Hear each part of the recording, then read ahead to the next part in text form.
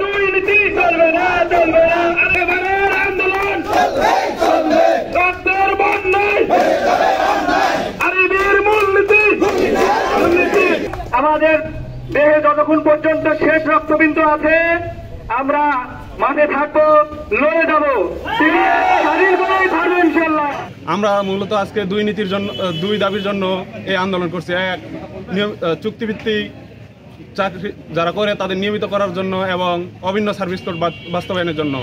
চুক্তিভিত্তিক কেন করতে হবে আমাদের? চুক্তিভিত্তিক দেওয়া লাগবে 1 পদে 3 নীতি। আমরা যারা লাইনম্যান আছি, নিয়মিত আছি, চুক্তিভিত্তিক আছি, লাইন শ্রমিক আছে। লাইন শ্রমিকদের তারা পদ দিয়ে রাখছে, কাজ নাই, মজুরি নাই, কানামানা।